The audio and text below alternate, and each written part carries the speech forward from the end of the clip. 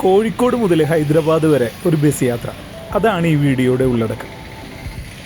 ഇപ്പോൾ നമ്മൾ നിൽക്കുന്നത് കോഴിക്കോട് പാളയം ബസ് സ്റ്റാൻഡിനടുത്താണ്. ഈ റോഡിന് MMLE റോഡ് എന്നാണ് പറയുക കേട്ടോ. നാഷണൽ ബുക്ക് സ്റ്റാളിന് മുൻവശത്തുള്ള A1 ട്രാവൽസിൻ്റെ ഓഫീസിലേക്കാണ് നമ്മൾ വന്നിരിക്കുന്നത്. ഹൈദരാബാദിലേക്കുള്ള നമ്മുടെ യാത്ര തുടങ്ങുന്നത് ഇവിടെ നിന്നാണ്. ഏകദേശം 1 മണിയായപ്പോൾ നമ്മളിവിടെ എത്തിയിട്ടുണ്ട് കേട്ടോ.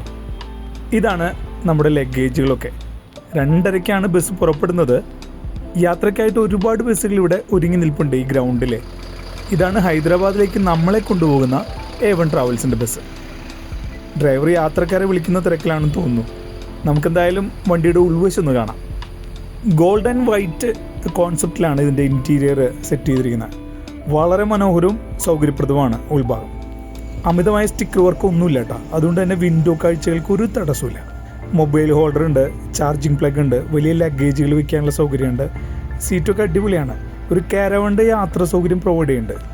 പറഞ്ഞ പോലെ 2:30 തന്നെ വണ്ടി പുറപ്പെട്ട് ഇപ്പോൾ ഏകദേശം 2:45 മെഡിക്കൽ കോളേജിൻ്റെ പരിസരത്ത് എത്തിയിട്ടുണ്ട് കേട്ടോ വണ്ടി. ചെറിയ ട്രാഫിക്കൊക്കെ ഉണ്ട്, അതുകൊണ്ട് മെല്ലെയാണ് വണ്ടി പോകുന്നത്. ഇപ്പോൾ കൊടുവള്ളി, താമരശ്ശേരി ചുരം വഴി വണ്ടി വയനാട്ടിലേക്ക് കയറുകയാണ് കേട്ടോ. ചുരത്തിലെ വളവുകളിലൂടെയുള്ള യാത്ര വളരെ രസകരമാണ്. ഒരു തരത്തിലുള്ള ഡിസ്റ്റർബൻസും ഇല്ലാതെ തന്നെയാണ് യാത്ര ആസ്വദിക്കാൻ കഴിയുന്നത്. ഇപ്പോൾ സമയം 4:30.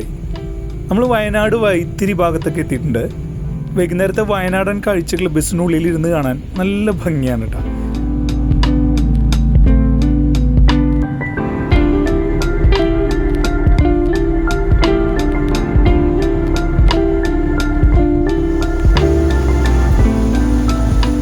ഇപ്പോൾ മുത്തങ്ങ വനത്തിലൂടെയാണ് നമ്മൾ കടന്നു പോകുന്നത്.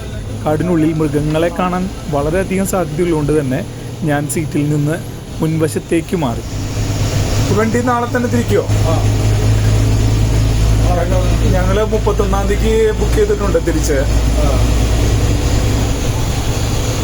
വണ്ടികൾ നിർത്തിയണ്ടല്ലോ. അത് നിർത്താൻ പാടില്ലാത്ത കാര്യമല്ലേ അത്? ഫൈനാണല്ലേ? പോലീസുകാരുണ്ട്. 5000 രൂപ ഫൈൻ.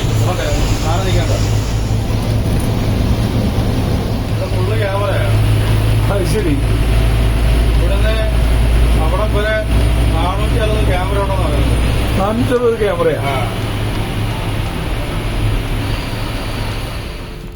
അങ്ങനെ അതിർത്തി കടന്ന് നമ്മുടെ യാത്ര ഗുണ്ടൽപേട്ടിലെ ഒരു റെസ്റ്റോറൻറ്റിൻ്റെ മുമ്പിൽ നിർത്തിയിരിക്കുകയാണ്.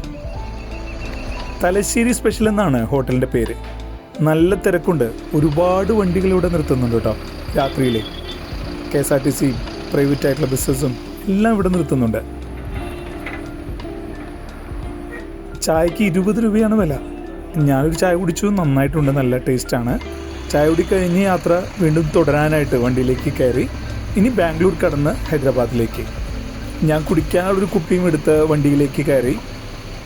രാത്രി ആയതുകൊണ്ട് എല്ലാവരും ഒരു ഉറക്കത്തിനുള്ള തയ്യാറെടുപ്പിലാണ്. കൃത്യസമയത്ത് തന്നെ വെളുപ്പിന് തന്നെ വണ്ടി തെലങ്കാനയിൽ പ്രവേശിച്ചിട്ടുണ്ട്. കുറേ ആളുകൾ ബാംഗ്ലൂരിൽ ഇറങ്ങിയതുകൊണ്ട് തന്നെ ഇടങ്ങളൊക്കെ ഫ്രീ ആണ് വണ്ടിയുടെ ഉള്ളിൽ. ഇനിയിപ്പോൾ അപ്പർ ബെർത്തിൽ നിന്നാണ് ഈ കാഴ്ചകൾ ഞാൻ പകർത്തുന്നത്. അതിമനോഹരമാണ്. ഇവിടെ കിടന്നുകൊണ്ട് തന്നെ ഈ കാഴ്ചകളൊക്കെ ആസ്വദിക്കാൻ. ഒരു കാറിൽ യാത്ര ചെയ്യുന്നത് പോലെ സ്മൂത്തായിട്ടാണ് കേട്ടോ ബസ് ഇങ്ങനെ ഓടുന്നത്. റോഡും നല്ലതാണെന്ന് തോന്നുന്നു. ഇവിടെ കുറേ മാങ്ങ കിട്ടുമെന്നാണ് തോന്നുന്നത്. അതേ കണ്ടോ, ഒരുപാട് മാവുകൾ പൂത്തു നിൽക്കുന്ന മനോഹരമായിട്ടുള്ള കാഴ്ചകളൊക്കെ ഇരുവശത്തുണ്ട്. നമ്മൾ ഹൈദരാബാദ് മെയിൻ സിറ്റിയിലേക്കൊന്നും പോകുന്നില്ല കേട്ടോ. ശംഷാബാദിലാണ് ഇറങ്ങുന്നത്.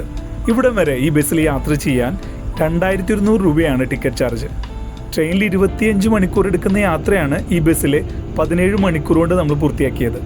A1 ട്രാവൽസിൻ്റെ സർവീസ് വളരെ മികച്ചതാണെന്നാണ് എൻ്റെ അഭിപ്രായം. അപ്പോൾ ഹൈദരാബാദിലേക്ക് വരാൻ ആഗ്രഹിക്കുന്നവർക്ക് ഈ ബസ് യാത്ര തീർച്ചയായിട്ടും തിരഞ്ഞെടുക്കാം. മറ്റൊരു വീഡിയോയിൽ നമുക്ക് വീണ്ടും കാണാം. ബൈ.